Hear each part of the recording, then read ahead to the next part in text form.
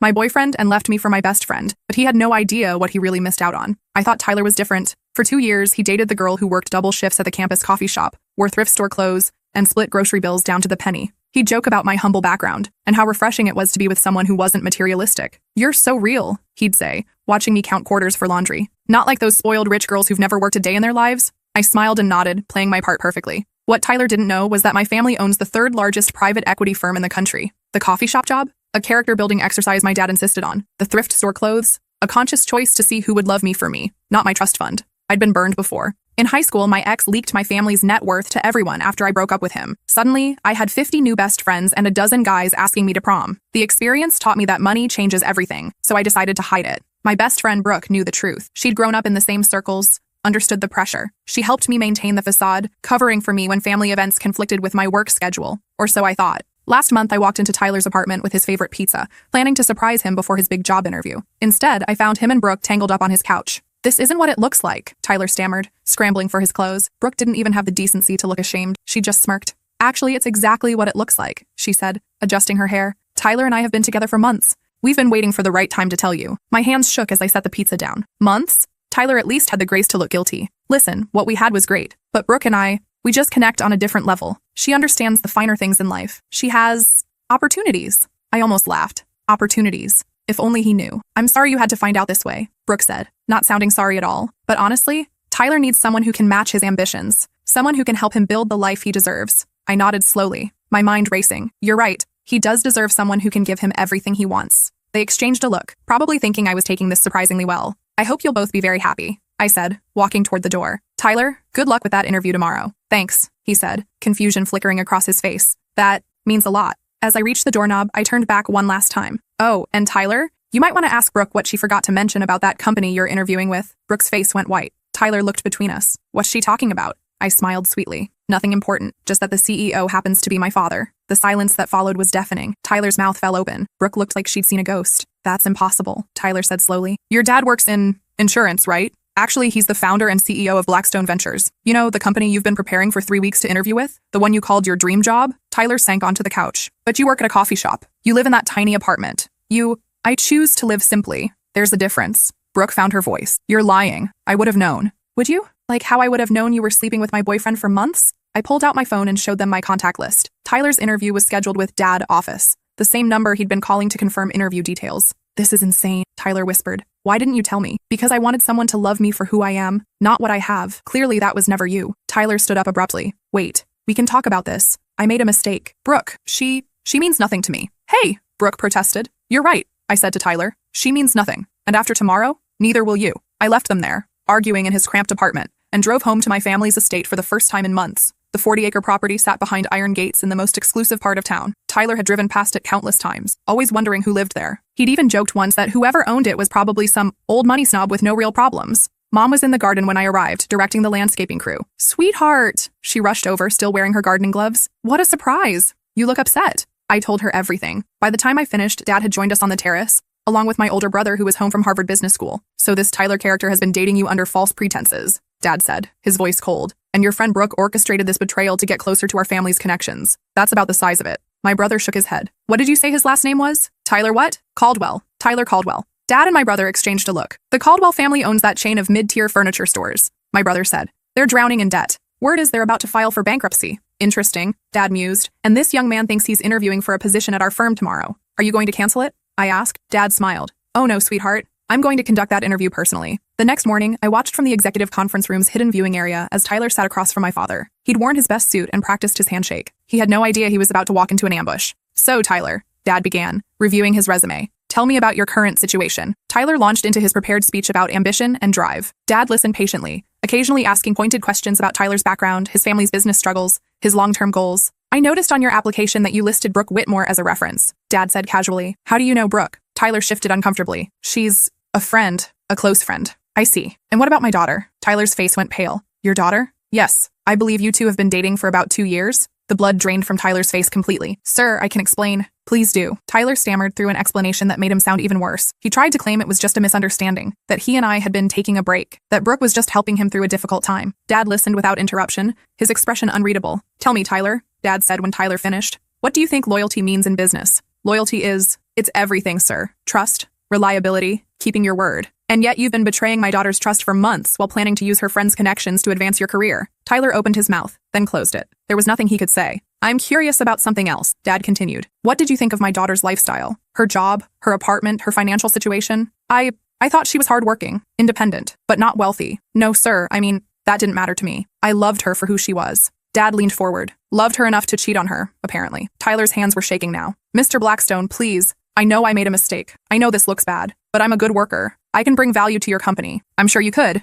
Dad said. Unfortunately, we have a strict policy about hiring people who betray the trust of our family members. Tyler's face crumpled. Please. You don't understand. My family's business is failing. I need this job. I'm drowning in student loans. My mom, she's been counting on me to help save the store. For a moment, Dad's expression softened. Then he spoke again, his voice still professional, but with an edge of finality. That's unfortunate, Tyler. But perhaps you should have considered those consequences before you decided to betray my daughter. Dad stood up, signaling the interview was over. Thank you for your time. We'll be in touch. I watched Tyler gather his papers with shaking hands and walk out of the building where he'd hoped to start his dream career. But I wasn't done with him yet. That evening, Tyler called me 17 times. I ignored every call. Finally, he sent a text. Please, I know I screwed up. Can we talk? I agreed to meet him at a coffee shop downtown. Not the one where I worked. Somewhere neutral. He was already there when I arrived, looking haggard and desperate. I didn't get the job, he said as soon as I sat down. I know. Your father told me what you really are, who your family is, and how does that make you feel? Tyler ran his hands through his hair. Confused, angry, stupid. How could you lie to me for 2 years? The same way you could cheat on me for months, I suppose. He flinched. That's different. Is it?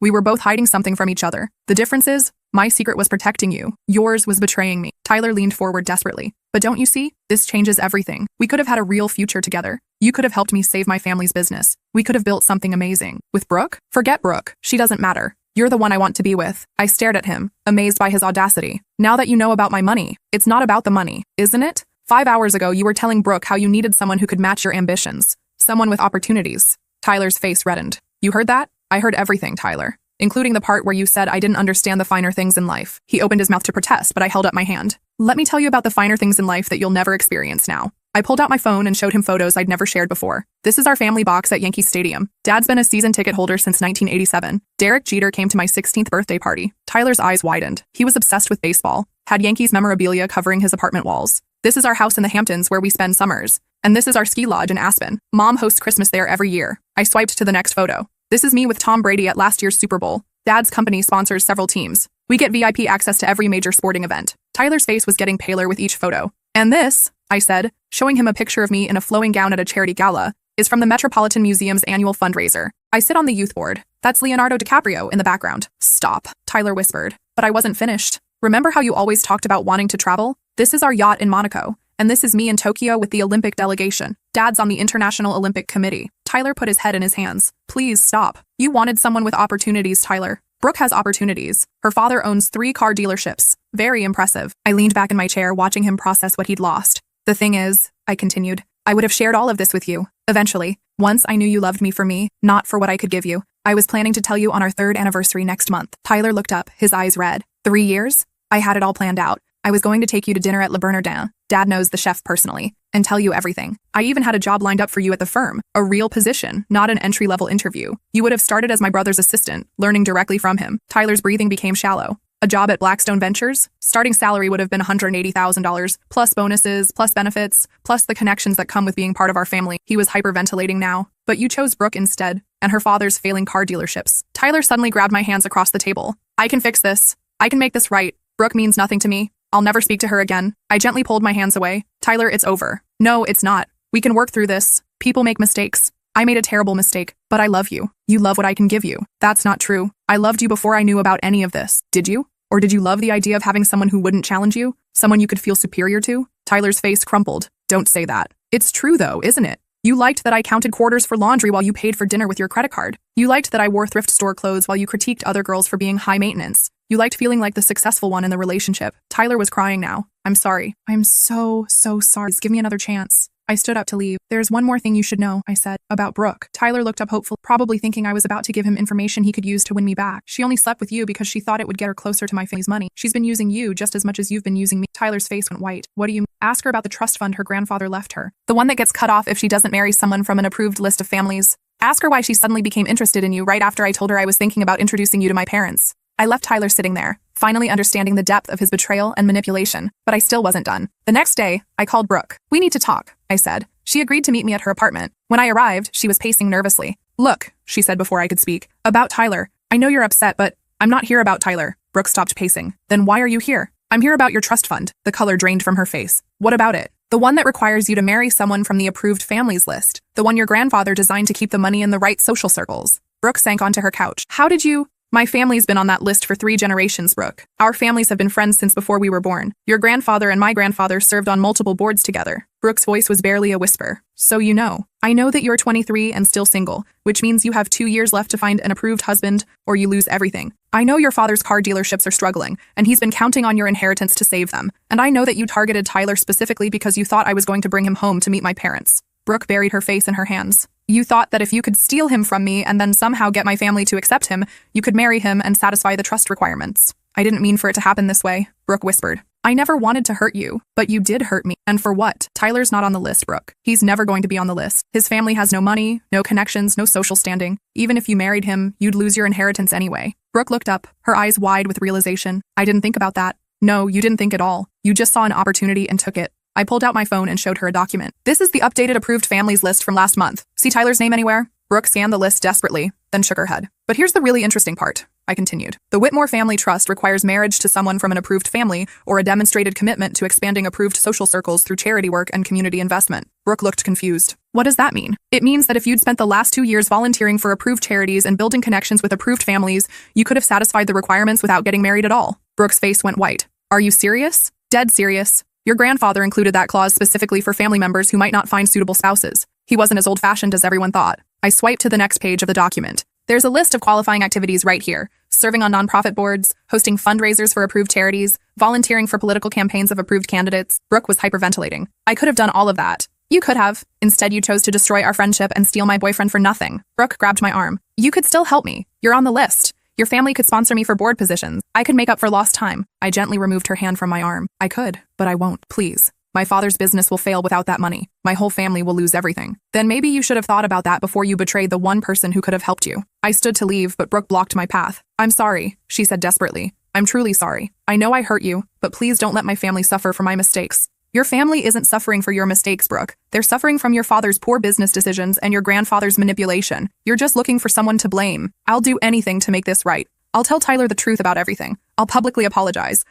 You'll leave me alone," I said firmly, "and you'll figure out your own problems." As I reached the door, Brooke called out one last time. "What about forgiveness? What about second chances?" I turned back to face her. "I learned something from my family's success, Brooke. Sometimes the best business decision is knowing when to cut your losses." I left her crying in her apartment, finally understanding that actions have consequences. Over the next few weeks, I watched both Tyler and Brooke's worlds fall apart. Tyler's family furniture store filed for bankruptcy 2 days after his failed interview. His mother called me, somehow having gotten my number, begging me to ask my father to reconsider hiring Tyler. "He's a good boy," she sobbed over the phone. "He just made a mistake. Please, we need this job to survive." I gently explained that the decision was out of my hands, which wasn't entirely true. Dad had actually asked me if I wanted him to reconsider, and I'd said no. Brooke's situation was even more desperate. With less than 2 years left to satisfy her trust requirements and no connections to help her, she tried reaching out to other families on the approved list. But word travels fast in small social circles, and her reputation for betraying friends had preceded her. She called me one more time, 3 weeks after our confrontation. "I'm getting married," she announced. "Congratulations." "To whom?" "Richard Pemberton. His family's on the list."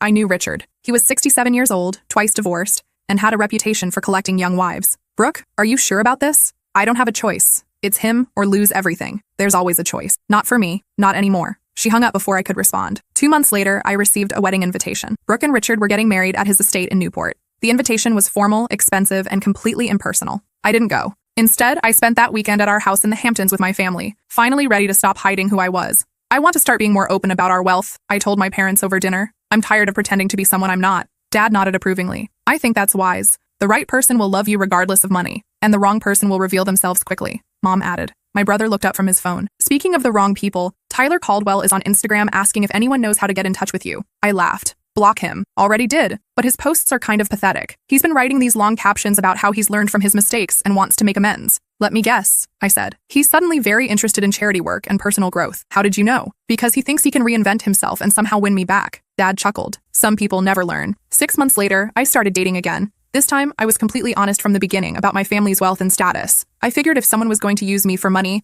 I'd rather know up front. The difference was remarkable. Men either ran away immediately, intimidated by the pressure, or they stayed and proved they were genuinely interested in me as a person. There was no middle ground, no room for confusion or hidden motives. I met Christopher at a charity auction my family was hosting. He was there representing his law firm's pro bono program, and he had no idea who I was when he struck up a conversation about the silent auction items. "That painting is beautiful," he said, pointing to a piece I'd donated anonymously. "But 30,000 seems steep." "Art is subjective," I replied. "Sometimes you pay for the story behind the piece, not just the piece itself." "What's the story behind this one?" I smiled. "The artist painted it after a major life change. She was letting go of who she thought she had to be and embracing who she really was." Christopher studied the painting more carefully. "I can see that. There's something about the brushstrokes that feels liberated." We talked for 2 hours. He never once asked what I did for work or how I knew the family hosting the event. He was just interested in getting to know me. When he finally asked for my number, I told him the truth. "Before you decide if you want to see me again, there's something you should know about me." Christopher looked concerned. "Okay. My family has money. A lot of money. Like stupid amounts of money." He blinked.